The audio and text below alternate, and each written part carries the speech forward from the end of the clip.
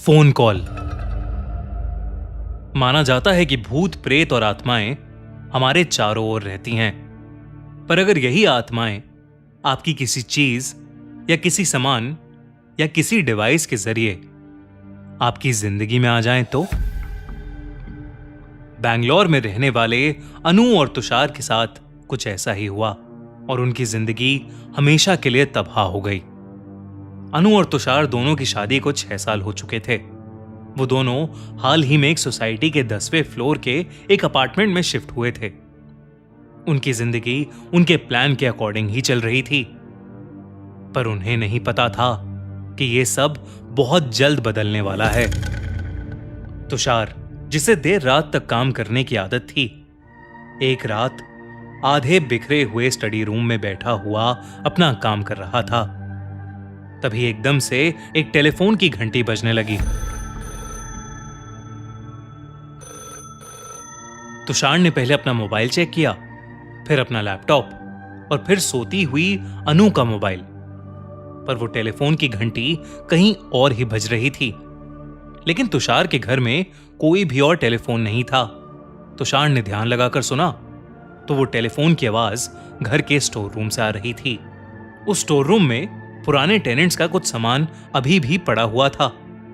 तुषार को लगा कि शायद उन्हीं के सामान में कोई चीज वो आवाज कर रही है। तुषार ने स्टोर रूम का दरवाजा खोला और थोड़ा सामान इधर उधर करते हुए देखा कि वो आवाज एक पुराने से लैंडलाइन फोन से आ रही थी।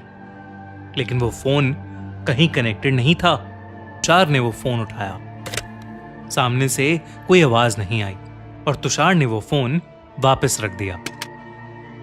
तुषार ने जब लैंडलाइन के छोटे से डिस्प्ले पर देखा तो उस पर लिखा हुआ था 00000000। उसे लगा कि शायद ये टेलीफोन कोई खिलौना होगा और वो वापस अपना काम करने चला गया। लेकिन अगली रात जब अनु सो गई थी और तुषार ऑफिस का काम कर रहा था तो तुषार को फिर से उस टेलीफोन के बजने की आवाज आई। तुषार को अब हैरानी हुई। उसके फोन उठाते ही उसने जब हेलो बोला तो पहले कुछ सेकंड्स के लिए दूसरी ओर से कोई आवाज नहीं आई। तुषार टेलीफोन का रिसीवर नीचे रखने ही वाला था कि तभी फोन के दूसरी ओर से उसे एक बूढ़े आदमी की हल्की सी रोने की आवाज सुनाई दी। जब तुषार ने पूछा कि दूसरी ओर कौन है तो उसे कोई जवाब नहीं मिला, बल्कि दूसरी ओर उस बूढ़े आदमी की रोने की आवाज अब फोन से दूर होती जा रही थी और अब फोन से कदमों की आवाज भी आ रही थी। तुषार ये सब सुन ही रहा था कि तभी उसे ठीक वैसे ही कदमों की आवाज उसके लिविंग रूम से आने लगी। उसने डर के मारे जब स्टोर रूम का दरवाजा हल्का सा खोलकर लिविंग रूम में देखने की कोशिश की तो वहां उसे खाली डब्बों के अलावा कोई नहीं दिखा, पर उसे उन कदमों और उस बूढ़े आदमी के रोने की आवाज अभी भी सुनाई दे रही थी। उन आवाजों को अपना वहम समझते हुए वो किसी तरह अपने बेडरूम तक पहुंचा और अपने बिस्तर पर लेट गया, पर सारी रात उसे वो आवाजें आती रहीं। सुबह अनु उठी तो उसने देखा कि तुषार, जो सुबह सुबह हमेशा नींद में होता है, वो खुली आंखों के साथ बिस्तर पर बैठा हुआ था। जब अनु ने उससे उसकी उस हालत के बारे में पूछा तो उसका जवाब सुनकर अनु को उसकी बात पर विश्वास नहीं हुआ। तुषार की दिल की सहमति के लिए अनु ने उसके साथ पूरा घर देखा, लेकिन कहीं कुछ नहीं मिला। कहीं से कोई आवाज नहीं आ रही थी, ना किसी के कदमों की, ना ही किसी बूढ़े आदमी के रोने की। ये देखकर तुषार को थोड़ी राहत मिली, पर उसके साथ जो पिछली रात हुआ था वो उसे भुलाए नहीं भूल पा रहा था। उस रात तुषार ऑफिस से आते ही खाना खाकर सो गया। अनु भी उसके साथ ही लेट गई। लेकिन देर रात 2 बजे अनु की आंख तुषार के चिल्लाने की आवाज से खुली। अनु भागकर स्टोर रूम में गई तो उसने देखा कि तुषार वहां हक्का बक्का खड़ा था और बार बार बस यही कह रहा था, वो फोन वो फिर से बजा और इस बार मुझे वो बूढ़ा आदमी भी दिखा। तुषार की ऐसी हालत देखकर अनु को कुछ समझ नहीं आ रहा था कि वो क्या करे। तो उसने बस तुषार का हाथ पकड़ा और उसे कमरे में ले जाकर पानी में नींद की दवाई मिलाकर उसे वो दवाई देकर सुला दिया। तुषार को इस हालत में देखकर अनु ने डिसाइड किया कि वो अगली रात जाग कर देखेगी कि दरअसल रात को तुषार को होता क्या था और वो क्यों इस तरीके से बिहेव कर रहा था। अगली रात अनु ने देखा कि देर रात होते ही तुषार उठा और स्टोर रूम की तरफ गुस्से से देखने लगा।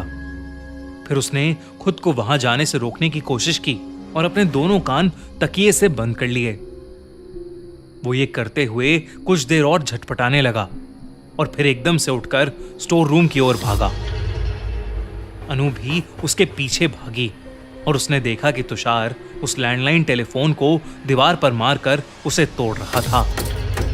और अनु के आते ही उसने वो टेलीफोन उठाया और बालकनी से नीचे फेंक दिया और एक राहत की सांस लेते हुए अनु से कहा, अब वो बूढ़ा हमें कभी परेशान नहीं करेगा।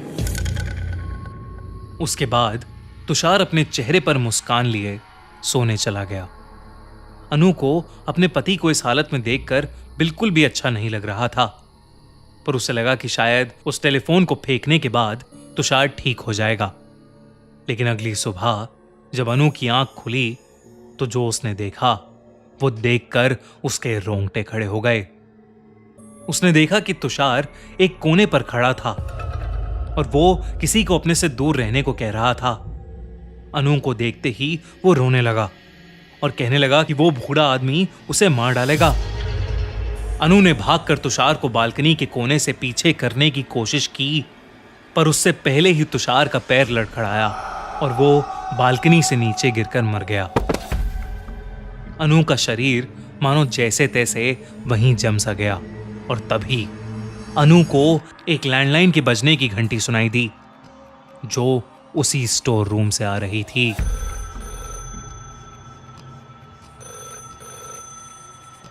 अनु जैसे ही उस स्टोर रूम के अंदर पहुंची, उसने देखा कि वहां पर वही लैंडलाइन फोन पड़ा था जिसको तुषार ने पिछली रात बुरी तरह से तोड़कर बालकनी से फेंका था।